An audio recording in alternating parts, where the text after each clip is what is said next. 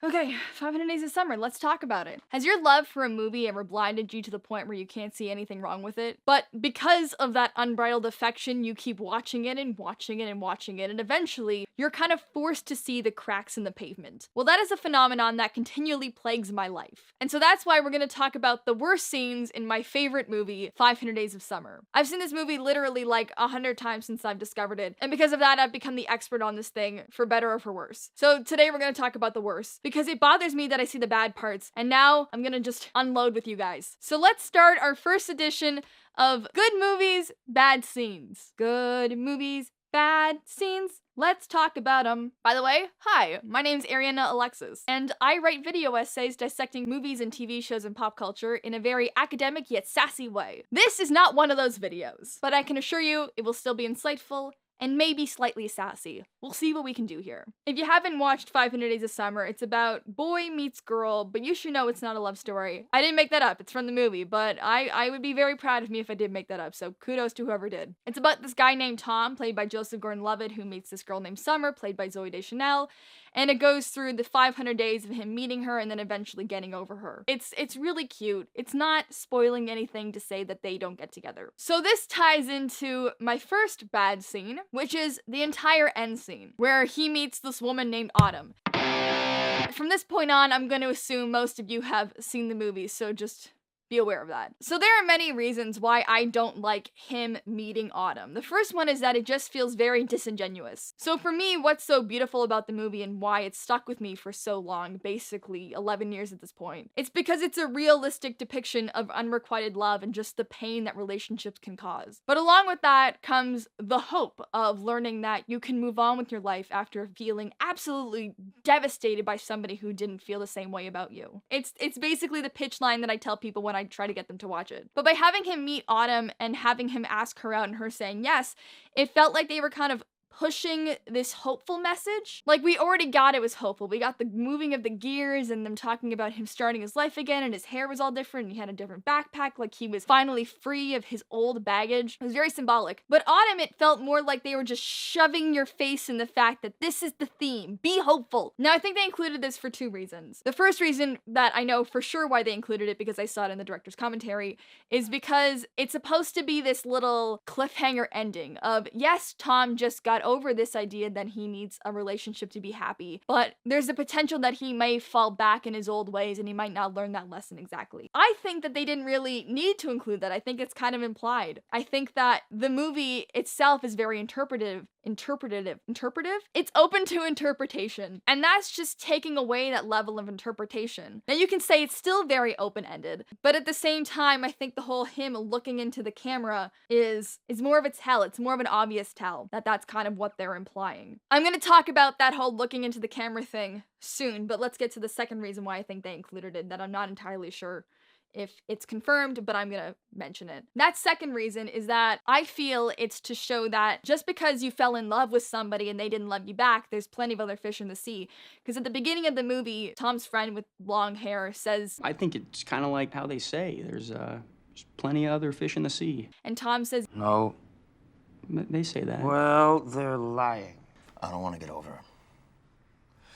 I want to get her back. So I think it's kind of a callback to that, saying that, like, no, Tom has finally realized that you can love again. But I think then it would have been better for her to just not say yes to it. It was just cute for them to be able to have a connection, him asking her out, and then she would have said no and left it at that. It's this continuation of not everything will work out, even if you think that they might. And that's okay. But also by having him ask her out and her saying, sure, I think that puts too much emphasis on relationships again and shows that relationships are the most important thing. I think it would have been better if it ended with him being single, which it did, but like having him being truly single with no prospects, but just having a light, airy feel that there is more in the world than love. So going back to that whole looking into the camera when he hears her name is Autumn, and also the idea that her name is Autumn, it didn't work tonally with the rest of the movie. First of all, why did her name have to be Autumn? It just felt so stupid. I get it was to do this whole full circle thing, you get to have the title card with the little autumn scenery, and it was gonna be all cute, and it's gonna be this fun little punch at the end, but it wasn't. It just didn't make any sense, and it bothered me. It seemed so unrealistic. Like, I get Autumn's a name,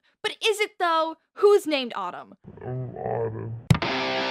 But also, it was so movie-esque. It just seemed like something that a worse movie would do to try to make a cheap connection with the audience. I know the reason they added this is because Tom sees himself as if he's in a movie and he romanticizes everything. I literally wrote the video on that. And that's why he gives the kind of John Hughes acknowledge the camera stare. But it was just so, I'm gonna go with cheap. I was trying to think of a better word than cheap. I'm just gonna say cheap. And lazy. Lazy is a better word. Is lazy a better word? Let's just say it is. The way they incorporate him feeling like his life is a movie in the rest of the film is through these poetic and subtle nods to other film and film tropes and ideas. So for example, those little interstitials of him being inside indie black and white 30s movies. I'm not entirely sure if they're 30s, but I'm gonna call them 30s. Actually, you know what? They did reference the Seventh Seal, and the Seventh Seal was the 50s. So they were beautiful poetic references to 50s movies. The height of these references that made you understand that you were inside Tom's brain was the reality versus expectation scene,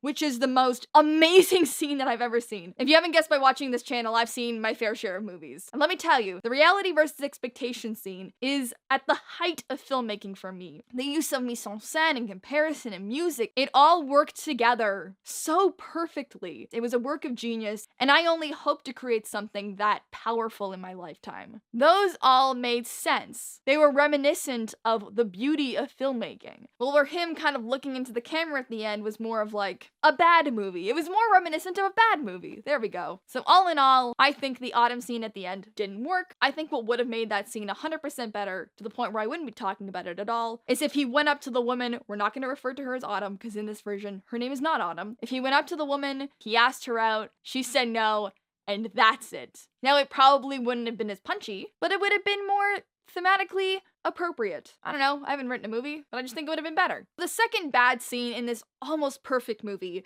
is the penis scene. I'm not trying to be vulgar for the sake of being vulgar, so I'm going to now refer to it as the peen scene? No, that's worse. Let's just call it the park scene, because park also starts with P. So basically, they're just sitting at the park shouting out, this was another moment that took me out of the movie in a way that was unnerving. And I have two reasons for that. The first reason is because I think that it played too much into this idea of manic pixie dream girl. So a lot of people like to say that Zooey Deschanel's character Summer in 500 Days of Summer, the movie we're talking about, is an example of a manic pixie dream girl. A manic pixie dream girl being this idealized, hyperactive, childlike version of a woman that is usually intended to bring the man out of his shell. I disagree with that for 500 Days of Summer specifically. I think the film actually avoided the manic pixie dream girl stereotype. Now, the reason for that is because through the movie, we're seeing the whole story unravel through Tom's perspective. And because Tom sees Summer not as a person, but as an idealized human being, where he doesn't see her traits, but rather her on the surface level, she's kind of what she likes. That's all she is, and that's all we know of her. Which kind of bothered me when I didn't get why she was so boring, but as I realized the nuances of the film as I got older and watched it so many times, it became an interesting part of it. But this scene, the park scene as we've decided to name it, felt like it played too much into that manic pixie dream girl trope that they were avoiding before. We've known Summer as this monotone, grounded presence through the film. She has her moments of being out there, but not disruptively out there. Hi, editing Ari here. This park scene also didn't thematically fit with the movie. The point of the film isn't to teach Tom how to be more impulsive and outward and vocal. So by including this scene, it kind of pushes Summer more into the trope of what a manic pixie dream girl is usually used for in other movies, when that wasn't her place. Now, you could say the reason they included this moment in the park with them was to show that their relationship is building and they're having fun. But they've already had so many other scenes showing this that they didn't need to include one that basically marred a lot of who both of these people were. But yeah, sorry to interrupt you, Ari. Keep going. And I think this scene kind of twists her character into something she wasn't before. Someone who's belligerent and unfeeling and unaware of what's happening around her, or who is aware but doesn't care. Tom was concerned there were children in the park, and he didn't want to do it. Summer, on the other hand, said there wasn't, even though you could see them running behind them. There are no kids around. penis. Which might just seem like a cute little throwaway joke, but for me, everything in a movie should relate or at least feed into plot or character or theme. And that's another reason why I think this theme was not good. It's because it doesn't add to any of those three things to enhance the movie. It just kind of removes you from what's happening and adds context in a way that doesn't make anyone look good and makes this relationship feel very childish, which might be what they were going for, but I don't think it is. And if that was why they put this scene in, maybe find a different way. Because the second official reason I don't like the park scene is because what adult person is going to shout that in a park? What self-respecting adult would do that? This scene reminds me of back when I was in high school, where I thought being loud and belligerent made you look super edgy and cool because that's what all like the cool kids were doing. So I'm gonna be honest with you, I tried to play this game once because of the movie when I was 16 years old. This is me. Hi. Because it played into this idea of reality that I had, where to gain status you needed to be a public nuisance. But again, let me remind you, I was 16 when I did that. That is not a mentality that any adult person should or I think does have. And if you are an adult human being that thinks that this is okay to do in a park, I think you're not a monster, but something very close to. I think you're wrong.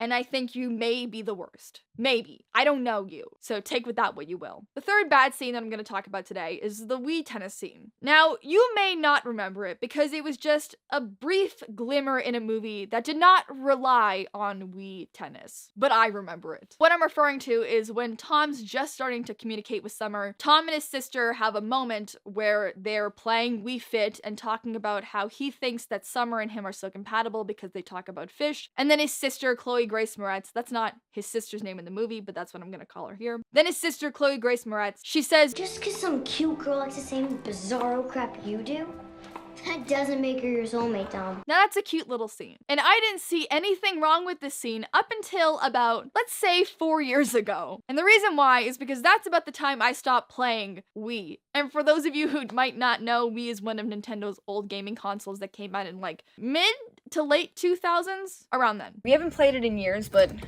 here's my old Wii, right beside Super Mario Galaxy, Ultimate Band, Just Dance 2, Just Dance 2014, and Diego's Great Dinosaur Rescue.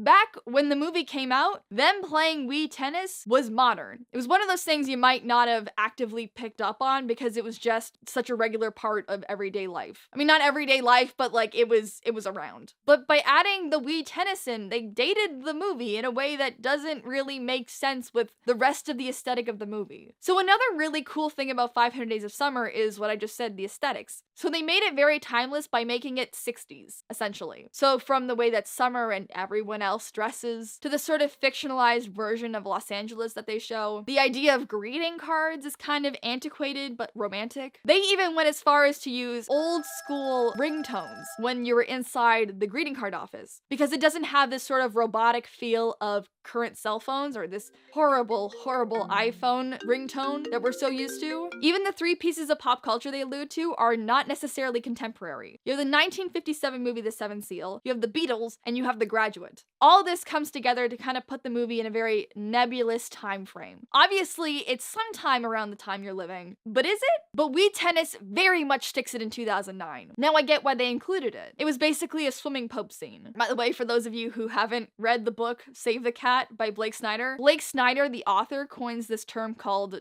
the swimming pope, or something along the lines of a pope in water. The idea is that he was watching a movie where there was the pope who was swimming in a swimming pool, and while the Pope was swimming in the swimming pool and you were watching him as an audience member, you were also seeing him have a conversation with somebody else on land, and through this conversation they were giving exposition. Giving exposition is generally boring, so by having this interesting visual of a papal person in a body of water gave you something to look at while you were absorbing this information passively, basically. Boiled down, the idea is give people something interesting to watch, make characters do something interesting while you're saying things to make this scene more compelling. Since it's a movie, it's visual storytelling. Don't just talk points. Do something. But they literally could have been doing anything else. Have them play chess, maybe. Play checkers. Another variation of a checkerboard board game. Maybe he could have been doing his sister's hair. It would have been weird, but it's an option. What I'm saying is that there were a million different options of what they could have done, and they bypassed them all to go with Wii Tennis. And I know what some of you are thinking. Maybe Nintendo was a sponsor. They had IKEA in the movie, why can't they have Nintendo? And let me just address this IKEA thing. IKEA was not front and center. It was used as a backdrop to enhance Tom and Summer's relationship and add depth to it, i.e. the fact they were playing house together. Wii Fit didn't do that. Wii Fit did nothing. Did the sister want to be a tennis star? No. She didn't. She played soccer. Well, maybe they could have bypassed that Nintendo sponsorship to make it more tonally concise. I don't know anyone who's playing Wii Tennis. I don't know. Am I making too much of a big deal about this? Listen, it wasn't a terrible scene. It's why it's at the end of this 3-point list. It just stuck with me enough that I wanted to talk about it. So those are my 3 least favorite scenes in my favorite movie. I feel lighter having gotten all that off my chest. It really feels good. Thank you for listening. Now on to housekeeping. So here's the deal. Because I love so many things so deeply, there are a lot of pieces of media that I can do this for. So I will be continuing this series with other films. A, because I want to vent, and B, because I like talking to you guys. So some of the movies I'm planning on covering in this series are Rocky, About Time, The F Word, Before We Go. However, I'm open to suggestions. So if you have a recommendation of a good movie with bad scenes in it, let me know in the comments. And if I end up making a video about the movie you chose, I'll give you a shout out. So it's a win-win-win-win. Everyone's happy. At this point, I'd like to thank my patrons Matt David, Patrick, and Jessica Lee. Thank you guys and everyone else who contributes for your support. I really appreciate it. If you also want to support my channel, you can like this video, subscribe, and or donate to my Patreon. The link is in the description below. I'll talk to you guys later. Bye. No, she's not like I thought at all. She's amazing. Oh boy. What? No, she's not like I thought at all. She's amazing. Oh boy. What? No, she's not like I thought at all. She's amazing. Oh boy. What? No, she's not like I thought at all. She's amazing. Oh boy. What? No, she's not like I thought at all. She's amazing. Oh boy. What? No, she's not like I thought at all. She's amazing. Oh boy. What? No, she's not like I thought at all. She's amazing. Oh boy. What? No, she's not like I thought at all. She's amazing. Oh boy. What?